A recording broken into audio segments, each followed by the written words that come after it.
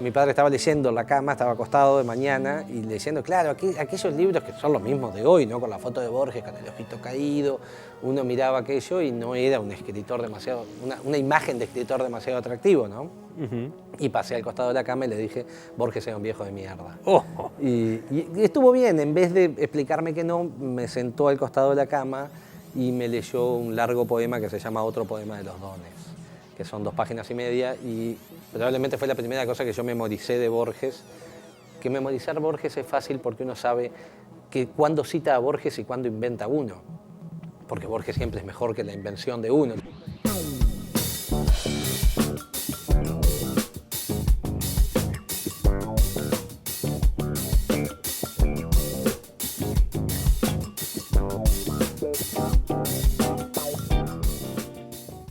¿Es muy jodido ser el hermano del medio?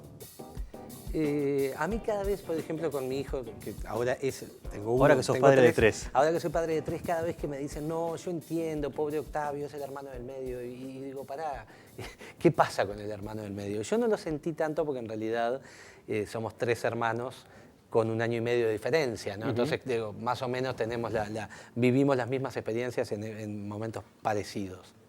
Pero creo que sí, que en el fondo queda algo del hermano del medio, y yo digo un poco en chiste que bueno, que mi inclinación hacia la lectura, mucho más que hacia la literatura, pero no escribir, sino leer y leer poesía y ser una especie de niño tristón que leía Lorca, o que leía Machado, o que leía de chiquito, además. De chiquito, a los 7 u 8 años, probablemente haya tenido que ver con ese lugar en que uno queda como hermano del medio a ver qué es lo que hago, ¿no? Cómo me defiendo. Entonces, cuando uno, encima de ser el hermano del medio, lee Vallejo, a una edad que no tiene que leerla, eso es más complicado todavía. ¿Cómo? ¿No leías esos que son troquelados? Bueno, también. En realidad leía un poco de todo. Digo, como cualquier niño hice lecturas también muy infantiles, ¿no?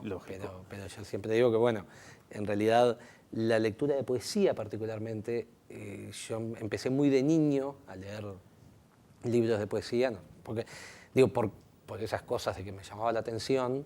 Y uno de los primeros poetas que leí fue Federico García Lorca. ¿Eso tuvo que ver con que tu madre te regaló un libro con una dedicatoria que decía que tu nombre era un homenaje a Lorca? Exacto, que mi nombre me llamo Federico por Lorca, y me trajo ese libro en el 86 desde Madrid. Digo, fue de paseo. Tenías menos de 10 años. Sí, ahí. Tenía 8 años. Claro.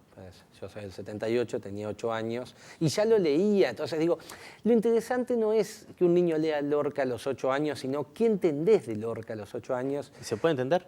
Se entiende la musicalidad. Yo lo que recuerdo era, debajo de las multiplicaciones hay una gota de sangre de pato, debajo de las divisiones. Y lo que hoy es Poeta en Nueva York, para mí, que es un poema fantástico, estoy seguro de que no tenía nada que ver a lo que yo entendía en aquel momento, pero la música de Lorca ha ido disminuyendo en la medida en que uno ha ido creciendo y ha logrado entender la otra parte. La metáfora y el matiz. Entonces, ¿cuánto pesa en todo esto que incluso era jodido o es jodido ser el nieto de una figura de la generación del 45? De un prócer de la literatura uruguaya, Mario Arregui. A mí en realidad me he ido acostumbrando, y tiene algo de jodido, sí, tiene algo de complicado de siempre. De quiero ser como él. Exacto, tu abuelo, claro, porque tu abuelo, por ejemplo, mira, en el pueblo, en Trinidad, yo a veces lo más jodido, me acuerdo en algún momento de mi vida, en la adolescencia, no era tanto el escritor, sino el comunista. Porque además de escritor era comunista. Y no tanto era una lacra. Bueno, pero se dedicaba a la cultura y a la bolche. Exacto, era tremendo. Bolche y estanciero. También, 3 cosas. Además contradictorio. Exactamente, además con campo, literatura y comunista. Pero más que el hecho de una cosa de decir, ahí está el nieto del comunista, no, era al revés. Hubo una época, 15, 16, que uno iba a algunos boliches, me acuerdo un boliche que íbamos a la salida del pueblo, de gente, había Che Guevaras pintados a las paredes, y ahí entonces me decían, no, porque su abuelo que hizo la reforma agraria, y su abuelo que le daba, y mi abuelo no hizo una reforma agraria. Pero como era comunista le había hecho. Como era comunista le había hecho, entonces a veces también estaba lo otro, ¿no? El mito. El mito, ¿no? Porque mito que la generación del 45... particularmente, es una generación que lo ha trabajado muchísimo y uno lo encuentra En Onetti también, por ejemplo, a mí los amores ¿Desde tórridos. qué lugar arma el mito? Porque además también me queda la duda si es que toda la generación del 45 arma un mito, o si son algunos los que arman un mito y por eso son los que más perduran. Yo creo que en la generación del 45 me atrevería a decirte que uno armaba el mito del otro y el otro armaba el mito del otro. Está muy bien, sí, es una buena lectura. Por ejemplo, los amores tórridos de Onetti y de Vilariño. Claro, si uno piensa que es nuestro mayor novelista y una de nuestras mayores poetisas, que pasaron al parecer 3 días sin salir de una casa, fantástico. Escribiendo, seguramente. Bueno, pero si uno lo piensa como una profesora de literatura y un señor, vamos a poner semi-alcohólico o casi, y lo era, digo, Onetti Sí, sí. lo era. Entonces, si uno piensa en un borracho y una profesora de literatura metidos en una casa... Es una yunta ideal. Pero no tiene tanto el mito como pensar... Entonces digo, desde los amores de Onetti a la participación, por ejemplo, a mí siempre me llama la atención a la biografía, que está muy bien sin duda, las biografías que hay sobre la generación, no nombro ninguna en particular, la resistencia que tenían a la bebida. Tomaban toda la noche y después a las 5 de la mañana recitaban Whitman. Claro. Y yo tomo... Habría que escucharlos. Exacto. A ver cuánto lograban vocalizar. Exactamente, ¿no? A ver, digo, no sé si recitaban en inglés o en español, probablemente fuera lo mismo esa hora, en ¿no? Spanglish. Exacto. Pero entonces digo, creo que es una generación que ha trabajado muy bien y que ha marcado, no en vano es la generación de la mitad del siglo, y a muchos escritores uruguayos posteriores les costó mucho salir de ahí, ¿no? El Pasto no volvió a crecer No. a esa altura. No. Sin duda, digo... Porque la generación del 900 dejó que creciera el Pasto del 45. Fue la que ellos se miraron, pero ellos no se miraron en la generación nativista del 27, por ejemplo. Digo, una generación intermedia ahí que ellos... Y en la posterior... No, Onetti miraba a Faulkner. Onetti miraba a Faulkner, sin duda. Se miraban para afuera y no para acá. Sí. No sé, ¿y después que hubo una necesidad de parricidio en los siguientes escritores uruguayos? Les costó mucho, yo creo que costó muchísimo el parricidio de la del 45. Creo que les costó, en realidad el filicidio de los del 45 hacia los que vinieron después fue mucho más potente que la respuesta de esos otros como manera de cortar un poco. Creo que al Uruguay le costó mucho salir de las estructuras. Mario Lebrero es un escritor que sin duda a la larga termina saliendo y termina generando otra manera de entender la literatura. Pero ¿no? te diría que bastante después de muerto. Sí, claro, por eso digo a la larga, muy a la larga, y de hecho la clasificación, la primera clasificación de Lebrero junto con otros, como los raros, como les pone Ángel Rama utilizando un término de Rubén Darío, también fue la generación del 45 la que dijo, estos muchachos van acá, claro, y hacen esto, y yo los clasifico de este lado. Y como ellos eran los semidioses, lo que ellos decían se hacía. Te va acá, exacto. Ahora, recién hablaste de filicidio. Tu viejo cometió un filicidio contigo. Te mató el atrevido. Un día fuiste y le dijiste, Borges exacto, es una mierda. ¿No? Sí. Hoy te arrepentís totalmente de haberlo dicho. Bueno, pero creo está que bien decirlo. Quizá era el momento, yo tenía 13 años, 13, 14, creo que 13, y mi padre estaba leyendo en la cama, estaba acostado de mañana y leyendo, claro, aquellos libros que son los mismos de hoy, ¿no? Con la foto de Borges, con el ojito caído, uno miraba aquello y no era un escritor demasiado, una imagen de escritor demasiado atractivo, ¿no? Y pasé al costado de la cama y le dije, Borges era un viejo de mierda. Y estuvo bien, en vez de explicarme que no, me sentó al costado de la cama y me leyó un largo poema que se llama Otro poema de los dones, que son 2 páginas y media, y probablemente fue la primera cosa que yo memoricé de Borges, que memorizar Borges es fácil porque uno sabe que cuándo cita a Borges y cuándo inventa uno, porque Borges siempre es mejor que la invención de uno. Entonces uno dice, Borges lo dice más o menos así, pero mejor que como yo lo estoy citando, ¿no? Claro, es decir, a Borges se lo cita textualmente o no se lo cita, no se puede hacer una cosa al medio. ¿Y cómo termina esa charla en la cama de tu viejo? Termina después de que leí ese poema, a los 2 días lo ¿Te da una palmadita en la espalda y te dice anda a pensar? No, él me leyó nomás ese poema y me dijo, te queda grande andar diciendo eso, y me leyó ese poema. Y no recuerdo ninguna reacción mía de haber intentado, ¿viste? Cuestionar lo que leíste. Cuestionar o por lo menos decir, no, porque lo que yo acabo de decir se basa en, digo, me callé la boca y me di cuenta de que era un joven imberbe, estúpido y contestatario, como decía Perón. Y eso ahora cuando das talleres y das talleres sobre Borges, por ejemplo, que te has especializado en su estudio y demás, ¿le citás esta anécdota a tus alumnos? Sí, suelo contársela. ¿Te autohumillás? Sí, exactamente. Sí. Como una manera de demostrar que en realidad el descubrimiento de Borges se llega o por un taller de literatura o por una estupidez de la juventud, ¿no? Pero indefectiblemente uno llega a Borges. ¿Y vale que uno le reconozca méritos a Borges, pero que no lo conmueva? Por supuesto. Sí, Presente. Sí, claro.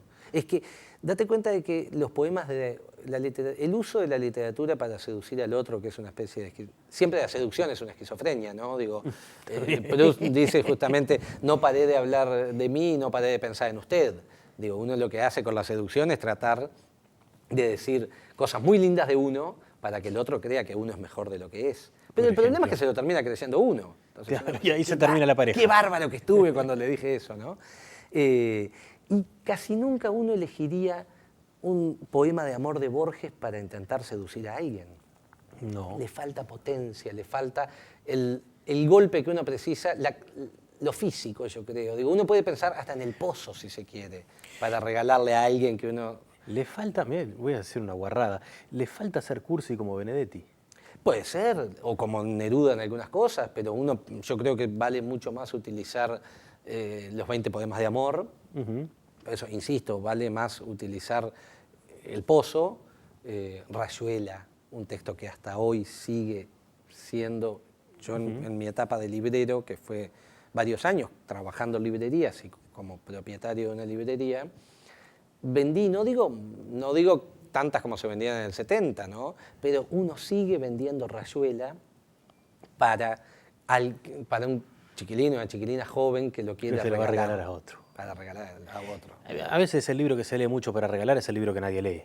Sin duda, claro, eso no hay duda. Uno puede pensar en libros que se regalan directamente. El Principito, que yo creo que es un libro que vale la pena también leer. Pero Rayuela creo que si Cortázar es un clásico, habría que definir varios modelos de clásico.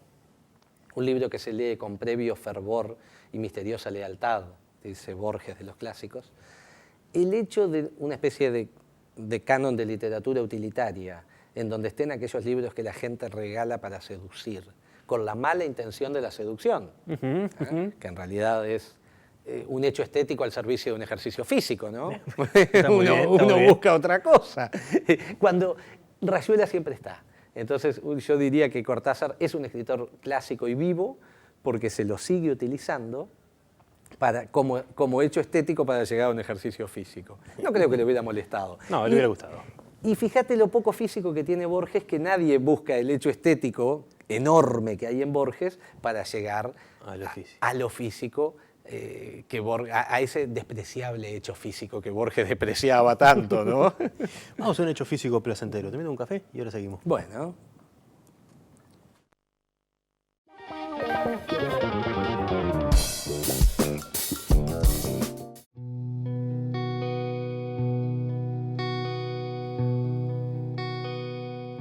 No sé si la palabra amigo queda muy fuerte por el vínculo que tenían, pero ¿eras compinche del Darno? Sí, en realidad la historia es mucho más larga porque Eduardo estuvo casado con Chichila Irazábal, que es íntima amiga de mi madre, y mira, te cuento, cuando nació mi hermano en 1976, mi madre estudiaba medicina en Montevideo, mi padre vivía fuera en el campo, ella estaba todavía estudiando, y tratando de hacer la carrera que lógicamente después tuvo que dejar porque con un hijo es casi imposible. Claro, y con 3 menos. Y con 3 menos, entonces al final decidió, bueno, dejar la carrera de medicina y dedicarse, fue profesora de química y física y vivir en el campo. Vivían en un apartamento, mi madre vivía en un apartamento donde en realidad vivía ella, porque Chichila y Eduardo vivían en otro apartamento, en la calle Mercedes, pero eran íntima amiga la mujer del Darno, entonces vivían casi juntos, y el que le daba la mamadera y le cantaba a mi hermano para que se durmiera era el Darno. Era una especie de nana que teníamos. Mi primer recuerdo de Eduardo es en una piscina, parecía una anguila por abajo del agua, nadando por abajo del agua. Y una vez que yo dije que mi hermano, el más chico, que es veterinario, somos todos más o menos de la misma edad. Siempre recuerda, ¿te acordás una vez que iba a empezar a llover y alguien dijo que iba a llover y el Darno empezó a recitar no sé qué cosa? Que yo no recuerdo, probablemente debe haber sido el poema de Borges, bruscamente la tarde se ha aclarado porque ya cae la lluvia minuciosa. Imagino.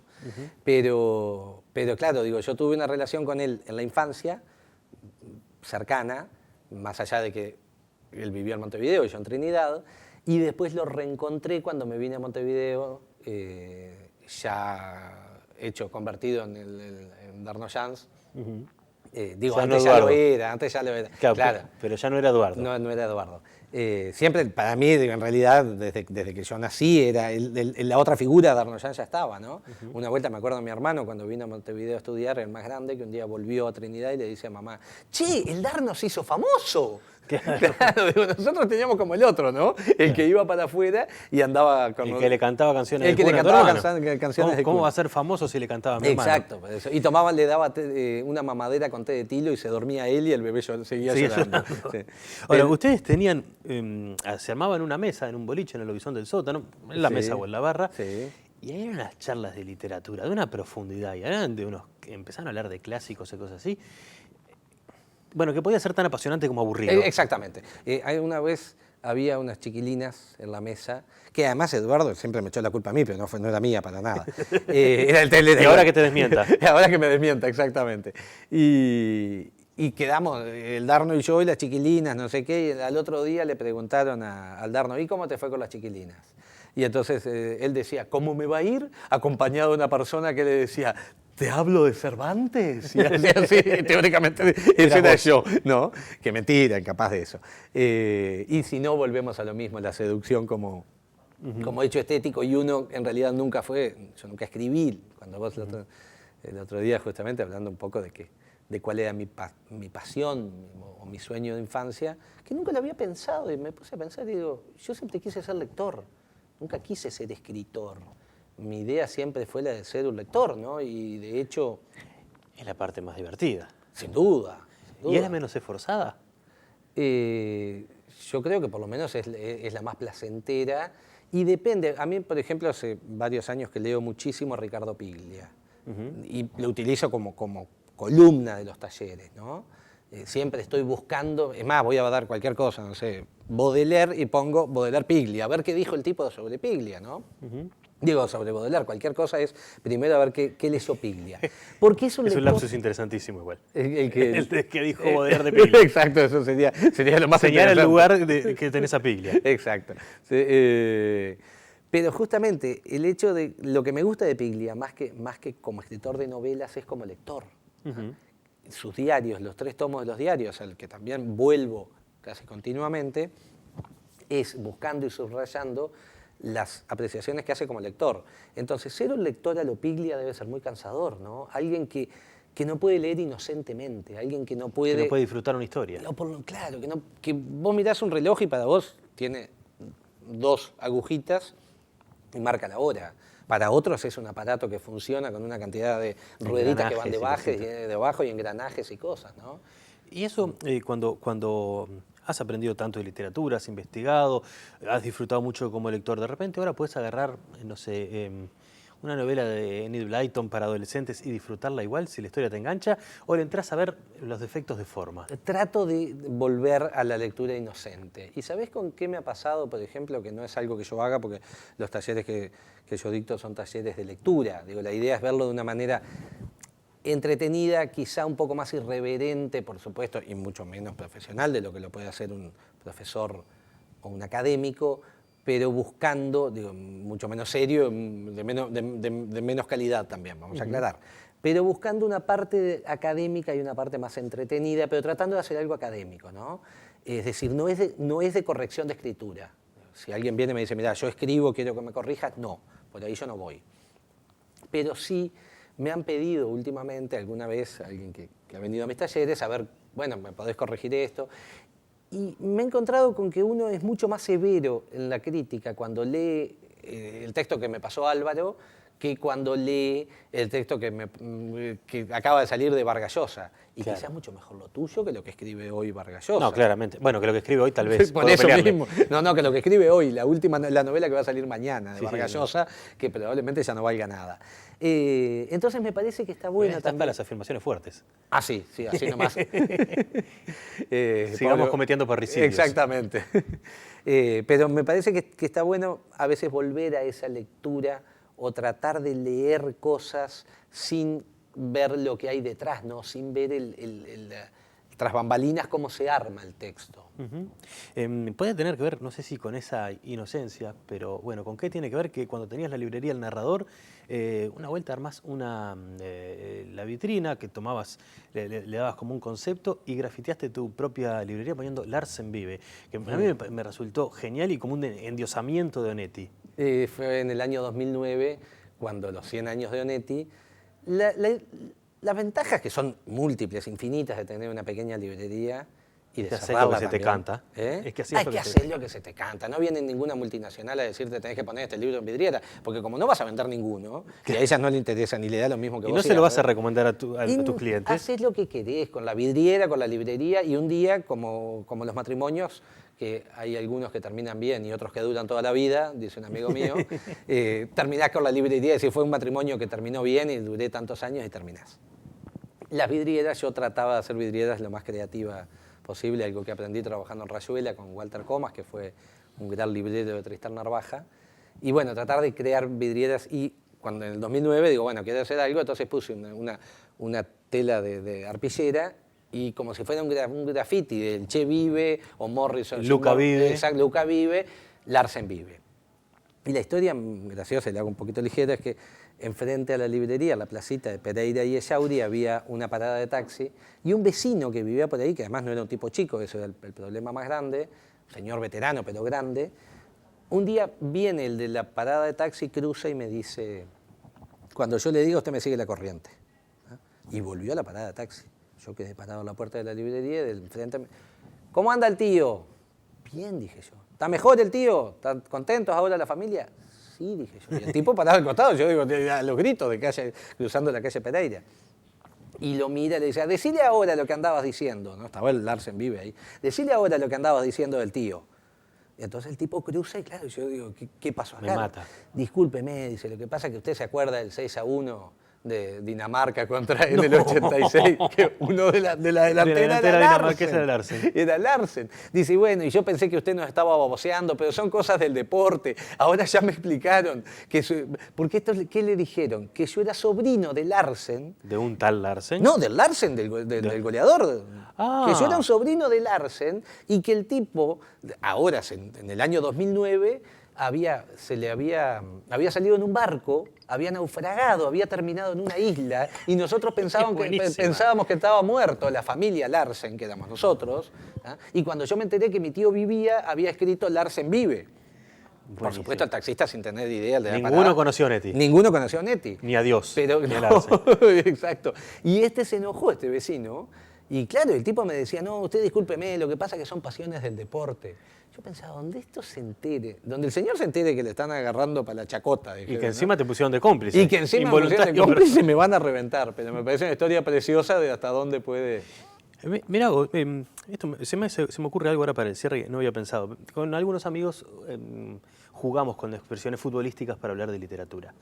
Y entonces, cuando uno elige sus escritores uruguayos favoritos, yo siempre digo que para mí hay una línea media de 3 jugadores que son los titulares, que serían Onetti, Quiroga y Felisberto Hernández. ¿No? Esos son mis 3 atacantes, si querés, son mis 3 mediocampistas. En el lenguaje que se te ocurra, pero ¿cuáles serían las figuras así que meterías en tu equipo titular? En Uruguay, decís tú. Sí, escritores nacionales. Escritores nacionales. Yo creo que ninguno de los 3 es de los más masivos entre los escritores uruguayos. No, ni Onetti, pero- ni Felisberto, no. ni Quiroga. No, yo creo que Onetti lo pondría sin duda, no sé si en una línea de 3, un 5 raspador, ¿no? Un poquito más atrás, porque el tipo que no te deja pasar a nadie en la No, cancha. no, te asfixia. Juan Carlos, usted me los corre. No pondría Felisberto, pondría Liber Falco como poeta. Me falta ahí, me falta. Por eso digo que es una cuestión, Onetti sin ninguna duda, y Paco Espínola. Está muy bien. Que Paco también es un tipo que no sé dónde ponerlo, porque en realidad te empieza a conversar y se te queda con la pelota, ¿viste? No sabes. Bueno, es un volante de creación. Es un volante de creación. Amaga mucho. Exactamente, amaga. Pero creo que Paco, Liber Falco y Onetti es infaltable, ¿no? A ver, una más por esto de Paco Spínola. ¿Es cierta la historia, digo esto porque ha sido librero y todo demás, es cierta la historia que una vez una editorial uruguaya quiso publicar de vivo una edición de Saltoncito y le pusieron de nombre Francisco Espíndola? Mirá, no sabía, pero me parece precioso hasta dónde, cuán conocido es, es Paco, incluso en el mundo editorial. Exacto, sí. Bueno, sí, que quede como mito. Sí, sin duda, que quede ahí. Digo, esas cosas de los... Ahí cuento un detallecito. Dale nomás. Lezama Lima, cuando gana la revolución, queda encerrado dentro de Cuba, no lo echan, no lo pueden echar, pero tampoco le dan nada por su condición de homosexual, principalmente. No por su condición... Gran escritor, claro. Pero la revolución, por supuesto, eran aquellos comunistas, no los de ahora, claro. y no lo querían. Y en la película Fresa y Chocolate aparece un poeta importante, en una casa llena, muy barroca, y es la representación de Lezama Lima. Y en un momento hace sus obras completas en papel biblia, hoja, tapa de cuero, no sé qué, y el duende de las rotativas, que suele poner la mano donde no va, había un poema que decía: siento un fuego atroz que me devora, y apareció atrás. Eran 2 letras, era demasiado. Pero qué cambio. Pero qué cambio. Era una maldad absoluta, sin duda. Cuentan que Lezama Lima dignamente agarró la edición entera, la subió en un barco, la llevó a la bahía de La Habana y la tiró para abajo a su costo, y perdió el dinero y la tiró al agua entera. Pero entonces, eso es cuidar la obra. Eso, exactamente. Solamente puede ser rata, que no era una rata, era mucho más, ¿no? Era algo peor. Era algo peor. Pero entonces con los escritores y los cambios en las letras han pasado cosas complicadas. Gracias por la visita, Fede. Gracias por la charla. Gracias a ti. Y aguante la tinta y papel. Sin duda.